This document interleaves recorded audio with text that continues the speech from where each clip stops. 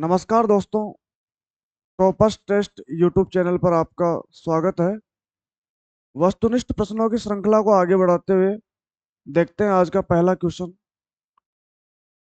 अन्वादेशः इत्यत्र कः संधि। अन्वादेश यहाँ कौन सी संधि है? ऑप्शन है दीर्घ, वृद्धि, अयादि, यण। अब जो अन्वादेश है, इस अन्वादेश शब्द को एक बार विच्छेद करके देखेंगे। इसका विच्छेद होगा अनु आदेशः। अब ये जो न में ऊ की मात्रा है, उसके स्थान पर वह हुआ है, और जहां पर ई उ रील री इनके स्थान पर यह व रल क्रमशः होता है, वहां कौन सी संधि होती है बताइए? मैंने बताया था आपको, वहां यण संधि होती है। तो यहां पर उ के स्थान पर क्या हुआ है? वह।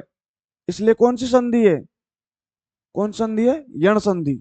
ठीक है, तो सही इसका जो उत्तर है वो हो जाएगा द। बढ़ते हैं नेक्स्ट क्वेश्चन की ओर। हरये पदस्य संधि विग्रह कह। हरये इस पद में का जो संधि विच्छेद है, विग्रह है, वो क्या होगा? तो देखिए, हरये, अब बताइए इसमें कौन सी संधि है? मैंने आपको पहले भी समझाया था कि एच के स्थान पर क्रमशः अय औ आय आओ ये आदेश जहां होते हैं, वहां कौन सी संधि होती है? अयादि संधि। तो हरये में कौन सी संधि है? अयादि संधि। और इसका जो विच्छेद है वो क्या होगा? हरे धन ए। और हरे के रे में जो ए है, उस ए के स्थान पर क्या आदेश हुआ है? बताओ, ए के स्थान पर क्या आदेश होता है? अय आदेश होता है, और बाद में क्या है? ए। और जब इनको मिला देंगे तो र में ए मिल जाएगा, ये में ए मिल जाएगा, क्या रूप बन जाएगा? हरे ये। ठीक है, तो बढ़ते हैं नेक्स्ट क्वेश्चन की ओर। तो इसका जो सही जवाब है, वो सही जवाब क्या होगा? ये वाली कंडीशन कौन से ऑप्शन में है? तो ऑप्शन है। ठीक है, अयादि संधि। बढ़ते हैं नेक्स्ट क्वेश्चन की ओर। अगला जो उदाहरण है वो है पावक पदे कह संधि। पावक जो पद है, उस पद में कौन सी संधि है? तो बताइए, पावक है, इसमें कौन सी संधि है? वही ए के स्थान पर अय आदेश, ओ के स्थान पर औ आदेश, आई के स्थान पर आय आदेश, और औ के स्थान पर आव आदेश। बताइए कौन सी संधि में होता है? अयादि संधि में। कौन सी संधि में? अयादि संधि में। नाम ही अयादि है, अय आदि। ठीक है, जिसके आदि में अय है वही क्या कहलाएगी? अयादि। तो नाम ही क्या पड़ा है इसका? अयादि। क्यों पड़ा है बताओ? तो इसके आदि में क्या आ रहा है? अय।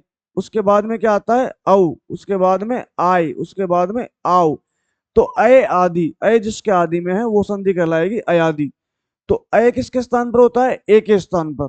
ठीक है, तो क्या पूछ रहा है ये कि पाव का है, इसका संधि विच्छेद क्या है? तो पौ धन अकह। पौ धन अकह। अब बताइए, औ के स्थान पर क्या आदेश होता है? अभी बताया था मैंने, औ के स्थान पर क्या आदेश होता है? आव आदेश। क्या आदेश होता है? आव आदेश। और बाद में दे रखा है अकह। अब इनको मिला दीजिए। अब पै में आ मिल जाएगा तो पा बन जाएगा, वह में अ मिल जाएगा तो क्या बन जाएगा? पाव कह। ठीक है, तो बताइए सही जो इसका विग्रह है वो क्या होगा? पौधन अकह। ठीक है, लेकिन इसमें पूछ रहा है कि संधि कौन सी है। तो संधि तो मैंने पहले ही बता दी थी। कौन संधि है इसमें? अयादि संधि। तो इसका सही जो जवाब है वो हो जाएगा ऑप्शन सही। सरल सा जवाब है। Next question. मधु अरिहि पदस्य रूपाणि संति। ये जो मधु अरि है, बताइए इस मधु अरि में कौन सी संधि है? मधु अरि में कौन सी संधि है बताइए? ई उ रील री के स्थान पर क्या होता है? यह वह रल है। अब उ दिख रहा है, क्या दिख रहा है? मधु के ध में उ दिख रहा है, इसका मतलब कौन सी संधि होगी? उ के स्थान पर वह होगा तो यण संधि। कौन संधि होगी? यण संधि। अब देखिए, ये है हमारे पास मधु और अरिहि। ठीक है, तो अब ये देखिए, जो धू का ऊ है, उस ऊ के स्थान पर क्या हो जाएगा? वह हो जाएगा। क्या हो जाएगा? वह हो जाएगा। ठीक है। और ये क्या बन जाएगा? ध आधा है और वह भी आधा है, तो इसमें अ मिल जाएगा, तो ये बन जाएगा मध्वरी। क्या बन जाएगा? मध्वरी ही। ठीक है। अब यहां पर जो विशेष बात है वो ये है कि एक रूप तो बनता है मध्वरी, और एक सूत्र आता है अंचिचय। कौन सा सूत्र आता है? अंचिचय। वो सूत्र ये कहता है कि वहां पर द्वित्व कर देता है। क्या कर देता है? ये सूत्र द्वित्व करता है। तो यहाँ जो ये ध है, इस ध का द्वित्व हो जाएगा। क्या हो जाएगा? द्वित्व हो जाएगा। और जब ध का द्वित्व हो जाएगा तो फिर जो रूप बने वो म ध इस प्रकार से बनता है, म ध ध वरी। ठीक है। अब यहां पर क्या होता है कि जो ध है, इस ध को जसत्व हो जाता है। जसत्व का मतलब होता है तीसरा अक्षर। ठीक है। एक तो होता है चरत्व, एक होता है जसत्व। चरत्व का मतलब वर्ग का पहला अक्षर, और जसत्व का मतलब है वर्ग का तीसरा अक्षर। ठीक है। तो अब ये जो ध है, इस ध को तीसरा अक्षर जसत्व हो जाएगा। तो बताइए ध कौन से वर्ग में आता है? बताइए ध कौन से वर्ग में आता है? त वर्ग में। कौन से वर्ग में आता है? त वर्ग में। तो त वर्ग का तीसरा अक्षर कौन सा है? त थ द। तो ध के स्थान पर क्या हो जाएगा? द। क्या हो जाएगा? द। ठीक है।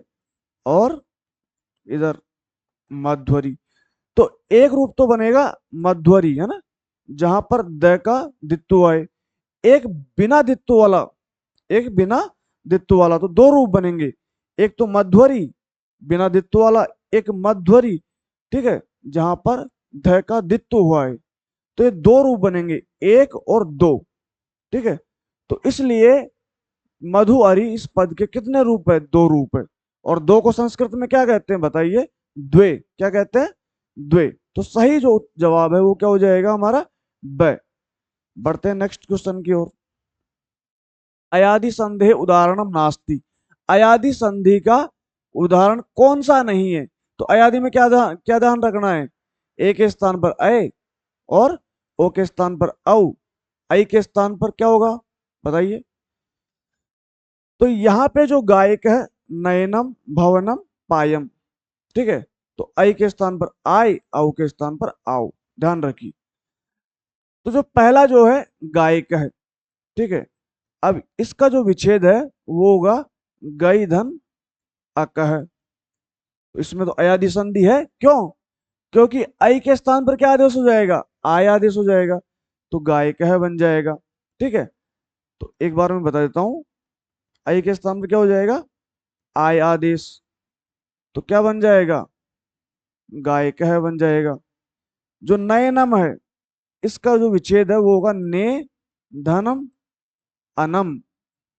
ने धन अनम। तो ने का जो ए है, उसके स्थान पर क्या हो जाएगा? अय हो जाएगा। ठीक है। और क्या बनेगा? नयनम बनेगा। ठीक है। जो भवनम है, इसमें भो धन अनम, और भो का जो ओ है, उस ओ के स्थान पर क्या आदेश होगा? औ आदेश होगा। ठीक है। और जब ये भ में अ मिलेगा तो भवनम क्या बन जाएगा? भवनम। अब देखो, यहाँ पे जो द वाला ऑप्शन है पायम, अब इस पायम को भी अपन बना सकते हैं। कैसे बना सकते हैं? कि पई और अम, पई और अम। लेकिन अब ये जो प में आई है, उस आई के स्थान पर आय आदेश कर सकते हैं। और जब आय आदेश करेंगे तो ये बन जाएगा अपना पायम। कैसे? प में आ मिल जाएगा तो पा, ये में अ मिल जाएगा तो क्या रूप बन जाएगा? पायम। अब देखो इस हिसाब से तो आई के स्थान पर अपन ने आय कर दिया और बना दिया पायम। तो इस हिसाब से तो आप मान रहे हैं कि इसमें भी अयादि संधि है, लेकिन नहीं। क्यों? इसलिए नहीं है कि जो पई है, ये रूप बनता ही नहीं है। पई तो रूप होता ही नहीं है। क्यों नहीं होता है? कि या तो धातु होती है पा। कौन सी धातु होती है? पा। और पा के स्थान पर क्या होता है? बताइए पाकिस्तान पर पिब आदेश होता है। कौन सा आदेश होता है? पिब। अब पई तो कुछ रूप बनता ही नहीं है, और जब पई अशुद्ध है तो इसका विच्छेद हम कर ही नहीं सकते, कर ही नहीं सकते। इसलिए यहाँ पे ये अयादी संधि का उदाहरण नहीं हो सकता। इसलिए इसका सही जवाब बताइए कौन सा होगा? Option the. बाकी ये सब अयादी संधि के उदाहरण है। लेकिन इसने क्या पूछा है? अस्ति या नास्ति? नास्ति का पूछा है, इसलिए सही जवाब क्या हो जाएगा? पायम। बढ़ते हैं नेक्स्ट क्वेश्चन की ओर। त्वलकारः अत्र कः संधि संधि विग्रहश्च। यहाँ पर दो क्वेश्चन साथ दिए। कौन कौन सा? एक तो संधि का नाम पूछा है और एक संधि विग्रह पूछा है। संधि का नाम और संधि। तो देखते हैं रूप को। तव, है ना? तवलकारः क्या रूप है? तवलकारः। ठीक है। और इसका जो विग्रह करेंगे वो करेंगे तव धन लृकारः। तव धन लृकारः। और अपन ने यण संधि पढ़ी है। अब बताओ जो यह व रेल आदेश होता है वो किसके स्थान पर होता है? ई उ रील री। ठीक है। अब यहाँ कौन सा दे रखा है? रिकार वाला। कौन सा दे रखा है? रिकार वाला। अब जो रिकार है, इस रिकार के स्थान पर बताइए कौन सा आदेश होगा? यह व रेल, इनमें से कौन सा होगा? रि के स्थान पर ल। रि के स्थान पर क्या होता है? ल। ठीक है। तो इस रि के स्थान पर हो गया ल। क्या हो गया? ल। तो ये क्या बन गया? तवलकार है। अब इसको ऐसे भी लिख सकते हैं कि जो आधा ल है इसको क के साथ भी जोड़ सकते हैं, तो ये बन गया तवलकार है। ठीक है। तो जहां पर इक के स्थान पर यण आदेश होता है वो संधि कहलाती है यण संधि। और इसमें प्रश्न पूछा है कि संधि विग्रह, तो संधि विग्रह क्या हो गया? तव और लृकार है। और संधि कौन सी हो गई? बताइए कौन सी होगी संधि? तो संधि है हाँ हाँ हाँ, गलत हो गया, गलत हो गया। यहाँ पे जो संधि है वो है गुण संधि। कौन सी संधि है? गुण संधि। अपन ने गलत पढ़ लिया इसको कि यहाँ पर गुण संधि है। कैसे है गुण संधि? तो यहाँ का जो विच्छेद है वो तो अपन ने सही कर लिया, तव धन लृकार है। तव धन लृकार है। अब यहाँ तव के व में जो अ है और इधर जो लृ है, ठीक है। अब इस अ और लृ, इस दोनों के स्थान पर क्या होगा? गुण होगा। क्या होगा? गुण होगा। और वो जो गुण होगा वो क्या होगा? अ। और लृ दोनों के स्थान पर जो गुण होगा वो क्या होगा? अ होगा। ठीक है। और अ होगा तो वहां पर एक सूत्र आता है उरण रपर है। ये उरण रपर है सूत्र क्या करता है? ये रपरत्व या लपरत्व करता है। या तो र करता है या ल करता है। अब जहां लृ होता है वहां ल करता है, जहां री होता है वहां र करता है। अब यहाँ लृ है तो कौन सा करेगा? ल करेगा। ठीक है। तो तव और ल। ठीक है। तो यहां पर ल कर दिया और ये है ही अपने पास। तो इस व में अ मिल जाएगा और क्या बन जाएगा अपना? तवलकार है। तो तव धन लृकार है। क्या रूप है? तव धन लृकार है और तवलकार है। तो बताइए कौन सी संधि हो गई? गुण संधि। कौन सी संधि हो गई? गुण संधि। ठीक है। बढ़ते हैं नेक्स्ट क्वेश्चन की ओर। वृद्धि संधि भवति, कि वृद्धि संधि है, इनमें से वृद्धि संधि किस किस में है? ठीक है। तो अब ये जो प्रधन उ है, जो पहला जो रूप है वहां बनता है प्रउ है। क्या बनेगा? प्रउ है। ठीक है। प्र और ऊड है, वहां रू बनता है प्रौढ़ है। प्र और ऊडी है, वहां रू बनता है प्रौढ़ी। ठीक है। अब यहां भी वृद्धि संधि है, प्रौढ़ी में भी, प्रौढ़ में भी और प्रौ में, तीनों जगह वृद्धि संधि है। तो इसका जो सही उत्तर है वो क्या होगा? सर्वत्र। क्या होगा? सर्वत्र, यानी द ऑप्शन। बढ़ते हैं नेक्स्ट क्वेश्चन की ओर। दैत्यारी अत्र कह संधि, जो दैत्यारी है यहां पर कौन सी संधि है? तो दैत्य अरि, ये इसका विच्छेद होगा। दैत्य धन अरि। अब दैत्य के य में, दैत्य के य में क्या है? अ। और इधर अरि का क्या है? अ। ठीक है, तो अरि का अ और दैत्य में जो य का अ है, दोनों अ सवर्ण है। दोनों क्या है? समान वर्ण। जब अच के बाद में समान स्वर हो तो वहां पर कौन सी संधि होती है बताइए? सवर्ण दीर्घ संधि। कौन सी संधि होती है? सवर्ण दीर्घ संधि। जब समान स्वर बाद में आ जाए तो वहां पर सवर्ण दीर्घ संधि होती है। अब बताओ, अ और अ मिलकर के कौन सा दीर्घ होगा? आ। कौन सा होगा? आ। ठीक है, तो अब दैत्य के ये में आ मिला देंगे तो क्या बन जाएगा? दैत्या। और इधर री है तो ये दैत्यारी। तो बताइए कौन संधि है इसमें? दीर्घ संधि। ठीक है, बढ़ते हैं नेक्स्ट क्वेश्चन की ओर। प्रधन ऋणम, संधि शब्द है कह। जो ये प्र और ऋणम है, इसका जो संधि वाला शब्द है वो क्या बनेगा? तो अब यहां पर क्या है? ये तो है प्र और ये है ऋणम। ठीक है, अब यहां पर देखो, प्र में जो अ है और बाद में री है, और अ के बाद में जब री होता है वहां अर्गुण होता है, लेकिन ये उसका अपवाद है, ये गुण संधि का अपवाद है। और अपवाद होकर के यहाँ पर वृद्धि संधि होती है। और वृद्धि अ और री के बाद में जो वृद्धि होती है वो होती है आर वृद्धि, यानी आवृद्धि होती है, रप्रत्व होता है। ठीक है, तो यहाँ जो रूप बनता है वो बनता है प्रारणम। क्या रूप बनता है? प्रारणम बनता है। यानी प्र के जो है और ऋणम का जो री है, दोनों के स्थान पर आवृद्धि हो जाती है, रप्रत्व हो जाता है, प्रारणम रूप बनता है। और ये जो है किस सूत्र से होती है वृद्धि? ये होती है प्रवत्सतर कंबल वसनार्ण दशानाम ऋणे। इस सूत्र से यहाँ पर वृद्धि संधि होती है। तो इसका जो सही रूप है वो जाएगा ऑप्शन स, प्रारणम। बढ़ते हैं।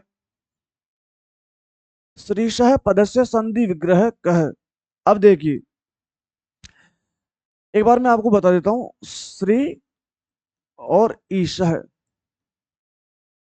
यहां पर जो श्री का जो ई है और ईश का जो ई है, ये दोनों मिलकर के ई बनता है, बड़ा ई बनता है ना। और इसमें सवर्ण दीर्घ संधि है क्योंकि समान स्वर है, और जब समान स्वर मिलकर के दीर्घ हो जाता है, ठीक है, ई के बाद में समान स्वर होने के कारण बड़ा ई बनेगा, दीर्घ। तो रूप बनेगा श्रीशः। क्या बनेगा? श्रीशः। अब यहां देखिए, ऑप्शन ब को देखिए आप। इसका जो सही उत्तर है वो तो ऑप्शन द है। सही उत्तर क्या है इसका? द। लेकिन ऑप्शन ब को देखिए आप समझने के लिए। अब ऑप्शन ब में क्या लिखा हुआ है? श्री और ईशः। अब यहाँ पे श्री में छोटी मात्रा है। कौन सी मात्रा है? छोटी ई की मात्रा। और इधर ईशः दे रखा है और ईशः का ई दे रखा है। ठीक है, अब यहां भी छोटा ई और बड़ा ई मिलकर के बड़ा ई ही बनता है। तो इसका रूप भी श्रीशः, ये वाला ही बनेगा, श्रीशः ही बनेगा। जो ऑप्शन ब है इसका रूप भी श्रीशः ही बनेगा। लेकिन यह जो है व्याकरण की दृष्टि से अशुद्ध है। क्यों है? क्योंकि जो स्त्री जो शब्द होता है वो बड़ी मात्रा वाला होता है। जो स्त्री शब्द होता है वो बड़ी ई की मात्रा वाला होता है, इसलिए इसमें छोटा ई आ रखा है। इसलिए ये ऑप्शन नहीं हो सकता, ये उत्तर गलत है। इसलिए इसका जो है सही ऑप्शन क्या है? वो द है। अब इसी प्रकार से देखिए आप ऑप्शन स। अब ऑप्शन स में ईशा में जो ई है वो ई छोटा ई है, इसलिए इस शब्द ये भी गलत है क्योंकि इस नहीं होता, ईश। क्या होता है? ईश, ये शुद्ध है। इस, ये अशुद्ध है। इसी प्रकार से स्त्री ये अशुद्ध है और स्त्री ये शुद्ध है। तो इसका शुद्ध अशुद्ध का ध्यान रखना है, वरना आपको लगेगा कि इसमें तीनों ही ऑप्शन सही है, लेकिन जो सही उत्तर है वो है द। बढ़ते हैं नेक्स्ट क्वेश्चन की ओर। ऋण धन ऋणम, ऋण धन ऋणम। अब यहां पर इसका जो रूप है वो बनेगा ऋणारणम। क्या बनेगा? ऋणारणम। यहाँ पे जो है वृद्धि होती है, ऋण प्लस ऋणम यहाँ पर क्या होता है, वृद्धि होती है। कौन सूत्र से, उसी सूत्र से, प्रवत्सतर कंबल वसनार्ण, जो वसनार्ण लिखा ना, वसनार्ण, वहां पर वसन और ऋणम इस प्रकार से है। वसनार्ण दशानाम ऋणे, तो ऋण के बाद में जब ऋण आता है तो वहां पर वृद्धि हो जाती है और ऋणार्णम रूप बनता है। तो जो है इसका जो सही उत्तर है वो हो जाएगा ऑप्शन ब, ऋणार्णम। बढ़ते हैं नेक्स्ट क्वेश्चन की ओर। ब्रह्मर्षि अत्र कह संधि। अब देखिए, एक रूप है ब्रह्म धन ऋषि, ठीक है, ब्रह्म धन ऋषि। अब यहां पर जो ब्रह्म का जो मैं है उसमें क्या है, ए, उसमें क्या छिपा हुआ है, ए छिपा हुआ है। और इधर ऋषि का जो री है,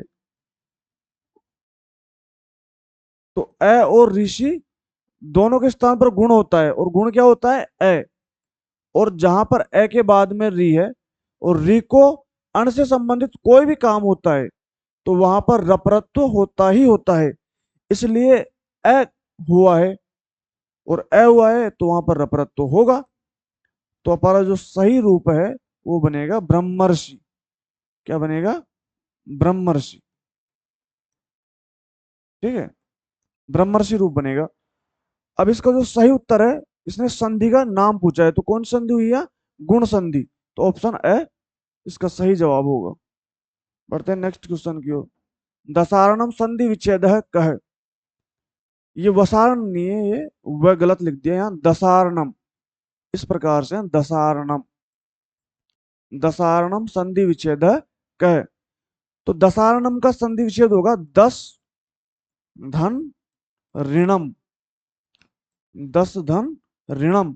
तो यहाँ दस का जो ए है और ऋणम का जो री है, दोनों के स्थान पर आवृद्धि होकर के, रप्रत्व होकर के दसारणम इस प्रकार से रूप बनता है, और इसमें वृद्धि संधि है, ठीक है। तो इसका जो सही जवाब है वो होगा ऑप्शन द, दस धन ऋणम।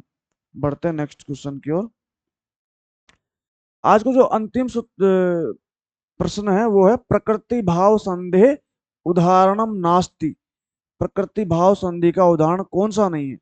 तो एक बार प्रकृति भाव संधि के बारे में हम समझ लेते हैं कि प्रकृतिवद भाव का मतलब होता है जैसा का जैसा ही, जैसा रूप है वैसे का वैसा ही बने रहना।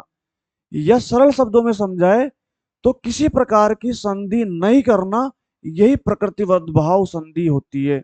यानी वहां पर किसी प्रकार की संधि नहीं होती है, ठीक है। तो अब यहां देखिए कि उदाहरण नास्ति नहीं है, इसमें से उदाहरण कौन सा नहीं है, तो विष्णु इमऊ, यहाँ तो संधि है, प्रकृति भाव संधि है, लेकिन विष्णु में बड़ी उ की मात्रा आएगी। विष्णु में कौन सी उ की मात्रा आएगी, बड़े उ की मात्रा आएगी, विष्णु इमऊ, ठीक है। उसके प्रकार गंगे अमु, पचेते इमऊ, लेकिन जो ऑप्शन द है वो इसका उदाहरण नहीं है। क्यों नहीं है, क्योंकि एक सूत्र आता है ईदुदेद द्विवचनम प्रगृह्यम। ईदुदेद तो उसमें आता है ईत, ऊत और एत। इसका मतलब है कि जिस शब्द के बाद में बड़ा ई हो, बड़ा ऊ हो, बड़ा ए हो, मतलब ए हो, ठीक है, बड़ा ई ऊ और ए, ये जिस शब्द के अंत में होते हैं उसके बाद में जो है प्रकृतिवद भाव संधि होती है, ठीक है। लेकिन जहां यार रामों में जो औ है वो औ है, अब वो औ ई उ ए इनमें से आता नहीं है, इसलिए प्रकृतिवद भाव का उदाहरण नहीं है। जबकि विष्णु में उ आ रहा है वो है, गंगे में जो ए आ रहा है वो इसका उदाहरण है, पचेते में भी ए आ रहा है, इसलिए इसका जो सही जवाब है वो होगा रामौ आयात है, ये इसका उदाहरण नहीं है। ठीक है दोस्तों, धन्यवाद, देखते रहिए और अच्छा लगे तो आप शेयर करते रहिए।